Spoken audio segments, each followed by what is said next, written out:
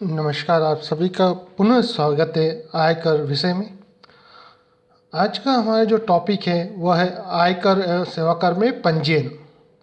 कौन व्यक्ति पंजीयन करा सकता है, कौन दायी होगा कराने के लिए, नहीं कराने पर क्या प्रावधान लागू होंगे, इस संबंध में देखेंगे हम आज।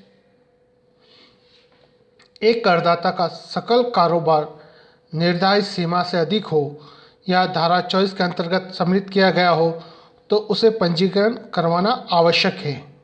यदि वह पंजीकरण नहीं करवाता है तो उस पर जुर्माना लगाया जा सकता है।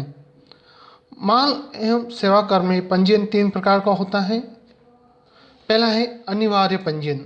इसमें क्या है, पंजीयन की सीमा धारा 22(1) के तहत यदि आपूर्तिकर्ता का वित्तीय वर्ष में सकल आवर्त 40 लाख या 20 लाख से अधिक है तो उसे पंजीयन करवाना आवश्यक है। विशेष राज्य की दशा में 10 लाख से अधिक होने पर तो पंजीयन करवाना आवश्यक है। प्रत्येक आपूर्तिकर्ता इस अधिनियम के अंतर्गत राज्य या केंद्र शासित प्रदेश में पंजीकृत होने के लिए उत्तरदायी होगा।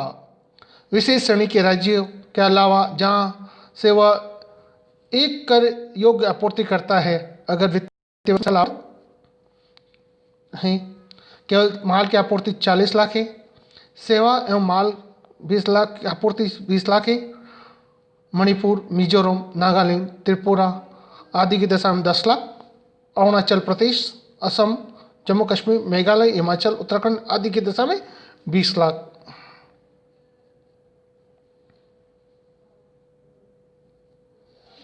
पिछले कानून में पंजीकृत व्यक्ति, प्रत्येक ऐसा व्यक्ति जो जुलाई 2017 से पहले से तुरंत पूर्व किसी विधान में पंजीकृत था, उस व्यक्ति को भी जुलाई 2020 से माल एवं सेवा कर के अंतर्गत स्थायी पंजीकृत किया है।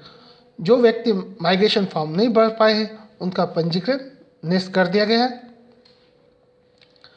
सुनाम प्रतिष्ठान के रूप में व्यवसाय का स्थानांतरण या उत्तराधिकारी, धारा 22(3), जब पंजीकृत व्यक्ति द्वारा चलायमान व्यवसाय का अंतरण चाहे उत्तराधिकारी के रूप में हो या अन्य किसी रूप में हो, ऐसी दशा में उत्तराधिकारी उस स्थिति से पंजीयन हेतु उत्तरदायी होगा जिस स्थिति को अंतरण हुआ है। ऐसी दशा में विभाग उसे नया जीएसटी नंबर अवश्य देगा, लेकिन पूर्व के नंबर के समूह को आगे ले जाने की अनुमति होगी।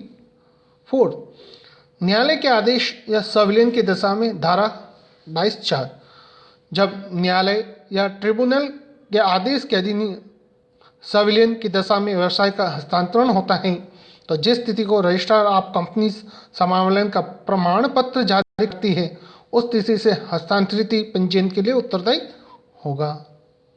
फिर आता हमारे पास ऐच्छिक पंजीयन। ऐसा व्यक्ति जो अनिवार्य पंजीयन के लिए उत्तरदायी नहीं है, वो व्यक्ति ऐच्छिक पंजीयन करा सकता है। ऐसी दशा में उस पर माल एवं सेवा कर के सभी प्रावधान लागू होंगे। उचित अधिकारी ऐसे पंजीयन को निर्धारित विधि से निरस्त कर सकता है जिसने पंजीयन के 6 माह में व्यवसाय प्रारंभ नहीं किया हो, लेकिन व्यक्ति द्वारा 1 वर्ष के भीतर नए से तो आवेदन किया है तो विचार नहीं किया जाएगा। 3, विभाग द्वारा पंजीयन या सो मोटो पंजीयन। अधिनियम के अंतर्गत किसी सर्वेक्षण, पूछताछ, निरीक्षण, खोज या किसी अन्य कारण कार्रवाई का अनुसरण करते हुए उचित अधिकारी को लगता है कि उत्तरदायी व्यक्ति पंजीयन कराने में विफल रहा, ऐसी दशा में अधिकारी उसका अस्थायी पंजीयन आधार पर पंजीयन कर सकते हैं और फॉर्म जीएसटी रजिस्ट्रेशन 12 में आदेश जारी कर सकते हैं। उत्तरदायी व्यक्ति अस्थायी पंजीयन के 90 दिनों में पंजीयन आवेदन प्रस्तुत करेगा। यदि पंजीयन के विरुद्ध अपील की गई है उत्तरदायी व्यक्ति द्वारा और अपीलेट अधिकारी द्वारा पंजीयन की पुष्टि की जाती है तो 30 दिनों के भीतर पंजीयन हेतु आवेदन करना अनिवार्य होगा उसको। पंजीयन की प्रक्रिया, धारा 25, पंजीयन कब लेना है। प्रत्येक व्यक्ति जो पंजीयन के लिए उत्तरदायी है वह 30 दिनों के भीतर आवेदन की स्थिति को वह पंजीकरण हेतु उत्तरदायी होगा। आकस्मिक कर योग्य व्यक्ति या अनिवासी को व्यवसाय चालू करने से कम 5 दिन पूर्व पंजीयन हेतु आवेदन करना होगा। कितने पंजीयन ले सकता है। एक व्यक्ति को प्रत्येक राज्य के लिए अलग अलग पंजीयन होगा यानी लेना होगा जहाँ जहाँ पर उस व्यक्ति के व्यापार का स्थान है।